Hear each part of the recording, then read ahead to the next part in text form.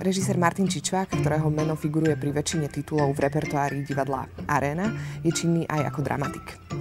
Napísal niekoľko hier, ešte ako poslucháč réžie na brněnskej Jamu, pričom jedna z nich, Dom, kde sa to robí dobre, bola uvedená v londýnskom Norwich Theatre, následne ju on sám inscenoval v Grace Theatre a potom ju uviedli v mnohých divadlách v celej Európe, v Lotyšsku, Holandsku, Novom Sade, Košiciach a tak ďalej.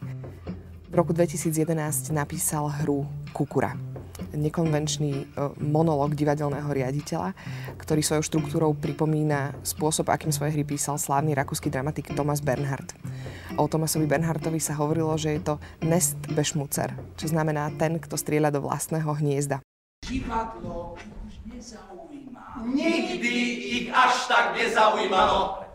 Teraz ich už nezaujíma vôbec. Oni nemajú o divadlo žiadny záujem, ani ich publikum nemá o divadlo žiadny záujem. Oni nikdy nemali o divadlo žiadny záujem, ani ich publikum nemalo nikdy o divadlo žiadny záujem. Ich publikum sa chodí do divadla dívať na nich.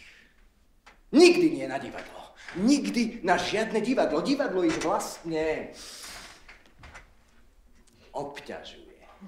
obťažuje ich vnímať divadlo. Hra Martina Čičváka Kukura bola napísaná na objednávku tzv. Občianskeho cyklu divadla Aréna a stala sa jeho 4. časťou po totalitnej trilógii Tiso, Husák, komunizmus. Martin Čičvák za napísanie tejto hry dostal prémiu Literárneho fondu a stal sa nominantom ceny Tatra banky. Hra Kukura mala premiéru v Aréne v réžii Rastislava Baleka v máji 2011. Rastislav Balek sa rozhodol hlavnú postavu hry, postavu Kukura, rozdeliť medzi 4 rôznych hercov. Zveril túto náročnú úlohu Marianovi Prevendarčíkovi, Martinovi Hronskému, Radomírovi Miličovi a Alexandrovi Bártovi. Postavu herečky si zahrala Jana Oľhová, ktorá zároveň stvárnila aj postavu matky. Inscenácia pracovala s výtvarným citátom 2 slávnych filmov, v ktorých účinkoval Juraj Kukura, konkrétne 9. srdce a Mário a kúzelník.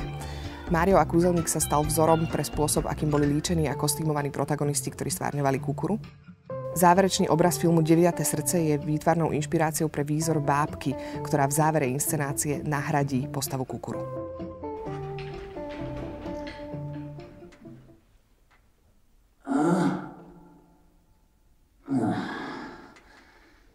Dám mu ešte jednu šancu po tom fiasku z Médeou. Takto sa divadlo už 20 rokov nikde nehrá. Robia divadlo, ako sa robilo pred 20 rokmi. Médea bez vášne, bez toho, aby publikum uronilo čo len jednu slzičku. Na konci áno, ale tie 2 hodiny na nevydržanie. Len Boh vie, ako som sa ja v tom publiku pri premiére hanbil. Ako pes.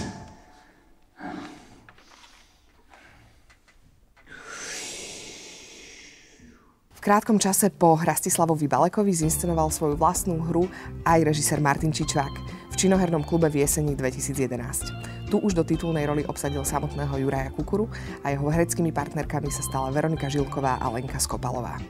Nekonečne rady mladých ľudí hladných po umení pred galériami, ten nával na kultúru, ten hlad po kultúre v tých nekonečných radách pred galériami v Amsterdame, v Londýne.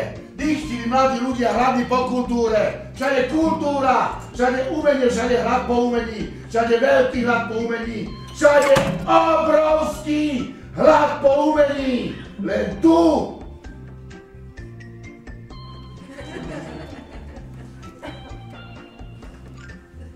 Dvojitá porcia zemia.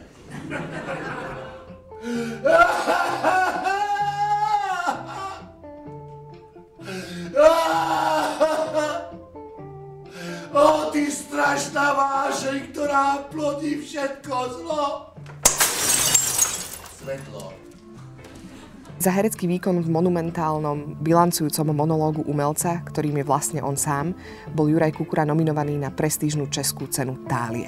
Baleková inscenácia Kukuru sa na javisku divadla Aréna bohužiaľ už neobjavuje, ale na 28. apríla 2014 sme pripravili exkluzívne uvedenie inscenácie s Jurajom Kukurom v titulnej úlohe, ktoré kombinuje réžiu z činoherného klubu pripravenú Martinom Čičvákom a nevšedné herecké obsadenie, ktoré vznikne iba a výhradne pre tento jeden večer.